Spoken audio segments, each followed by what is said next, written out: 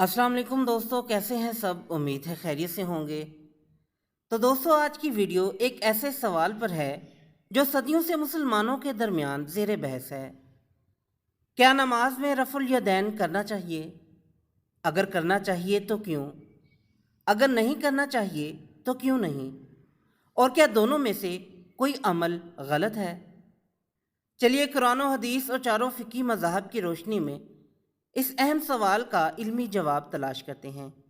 जानने के लिए वीडियो को एंड तक देखें और जिन्होंने मेरा चैनल सब्सक्राइब नहीं किया वो ज़रूर करें ताकि इसी तरह आपके नॉलेज में इजाफा होता रहे। तो चलिए दोस्तों, वीडियो शुरू करते हैं।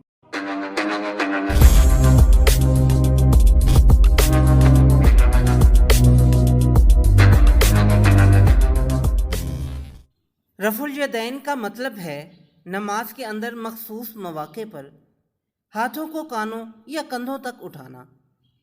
ये अमल 4 जगहों पर नबी सल्लल्लाहु अलैहि वसल्लम से साबित है। नंबर 1, नमाज के इब्तिदा में तकबीर तहरीमा। नंबर 2, रकू में जाते वक्त। नंबर 3, रकू से उठते वक्त। नंबर 4, तीसरे रकत में तशहुद के बाद खड़े होते वक्त। सबसे पहले हम बात करेंगे कि रफ़ा यदैन के कायलीन क्या दलाइल देते हैं।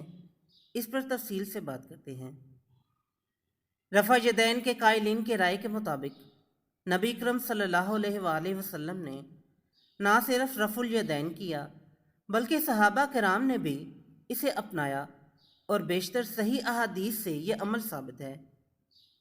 हदीस नंबर 1, सही बुखारी, अब्दुल्ला बिन अमर रज़ी अल्लाह तआला अन्हु से रवायत है। मैंने नबी करीम सल्लल्लाहु अलैहि वसल्लम को देखा कि आप जब नमाज के लिए खड़े होते तो हाथों को कंधों के बराबर उठाते और जब रकू में जाते और जब रकू से उठते तब भी ऐसे ही रफ़ा यदैन करते। यह हदीस मुत्तफ़िक़ अलैह बुखारी और मुस्लिम दोनों में है। हज़रत अब्दुल्ला बिन अमर रज़ी अल्लाह तआला अन्हु के मुतअद्दिद रवायात से रफ़ुल यदैन का तसलसल साबित है।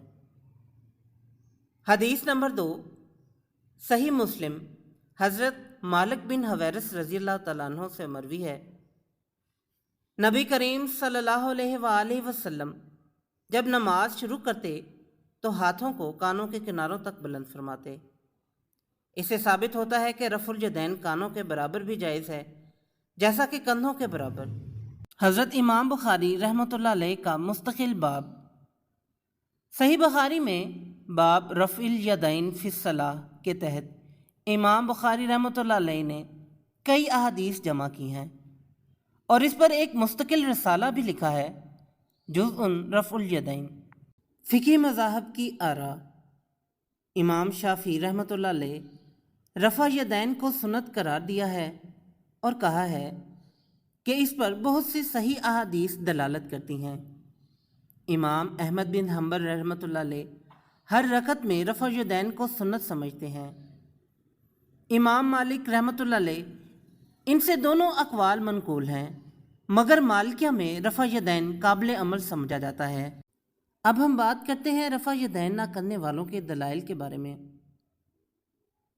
यह राय बुनियादी तौर पर इमाम अबू हनीफ़ा रहमतुल्लाह अलैह और इनके मुक़ल्लिदीन की है, जो कहते हैं सिर्फ़ तकबीर तहरीमा में रफ़ा यदैन करना सुन्नत है, इसके बाद नहीं।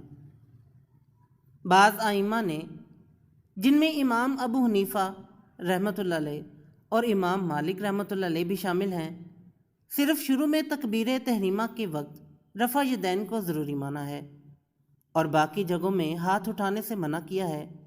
इन आइम्मा का इस्तिदलाल इन रवायात से है।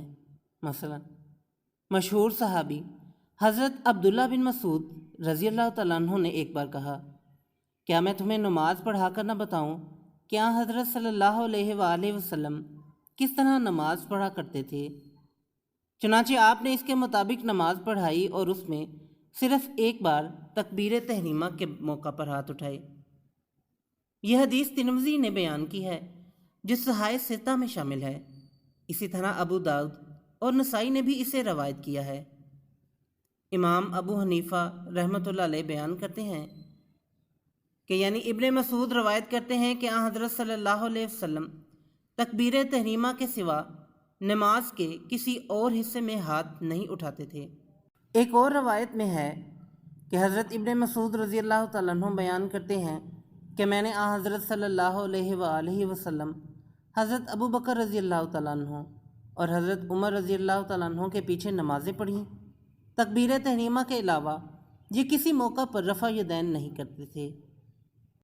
ابو اسحاق بیان کرتے ہیں کہ حضرت عبداللہ بن مسعود رضی اللہ تعالیٰ عنہ اور حضرت علی رضی اللہ تعالیٰ عنہ کے ساتھی تکبیر تحریمہ کے علاوہ نماز کے کسی اور حصے میں ہاتھ نہیں اٹھاتے تھے۔ علامہ نیموی لکھتے ہیں کہ صحابہ رفع یدین کے بارے میں مختلف الرائے تھے، البتہ خلفائے اربعہ کے بارے میں کسی صحیح روایت سے ثابت نہیں کہ وہ تکبیر تحریمہ کے علاوہ بھی رفع یدین کرتے تھے۔ حضرت ابن عباس رضی اللہ تعالیٰ عنہ کا بیان ہے کہ عشرہ مبشرہ میں سے کوئی بھی تکبیر تحریمہ کے موقع کے علاوہ رفع یدین نہیں کرتا تھا۔ ان روایات سے ظاہر ہے کہ اس بارے میں شروع سے اختلاف چلا آ رہا ہے۔ بعض روایات سے تکبیر تحریمہ کے علاوہ بھی رفع یدین ثابت ہے اور بعض سے اس کی تردید ثابت ہوتی ہے۔ پھر جو دوسرے مواقع پر رفع یدین کے قائل ہیں وہ بھی ساری احادیث پر عمل نہیں کرتے، بعض پر ان کا عمل ہے اور بعض کو انہوں نے متروک العمل پایا ہے۔ ایسے حالات میں فقہ کے اولین ائمہ مثلاً امام اعظم ابو حنیفہ رحمۃ اللہ علیہ، امام دار الہجرت مالک، امام سوری کی رائے کو خاص اہمیت حاصل ہونی چاہیے، کیونکہ انہوں نے صحابہ رضی اللہ عنہم کے قریب کا زمانہ پایا۔ خصوصاً امام مالک مدینہ کے رہنے والے تھے اور اہل مدینہ کا دستور العمل جو صحابہ کے اتنے قریب کا دور تھا ان کے سامنے تھا۔ یہ سب جب عملاً رفع یدین کے اس رنگ میں قائل نہیں تو اس کا صاف مطلب ہے کہ اس بارے میں ضرور کوئی تبدیلی واقع ہوئی ہے اور ترک رفع یدین کی روایات بھی بے بنیاد نہیں ہیں۔ مالکیوں کی فقہ کی مشہور کتاب مدونۃ الکبریٰ میں ہے، یعنی امام مالک کہتے تھے کہ تکبیر تحریمہ کے علاوہ نماز کے کسی اور حصے میں رفع یدین کے بارے میں میرا کوئی ذاتی مشاہدہ نہیں ہے۔ گویا آپ کے زمانے میں اہلیان مدینہ میں اس طرح رفع یدین کا دستور نہ تھا، پس مذکورہ تصریحات کی روشنی میں یہ کہنا کیوں کر جائز ہو سکتا ہے کہ پہلی بار کے علاوہ دوسرے مواقع پر رفع یدین نہ کرنے والے تارک السنت ہیں۔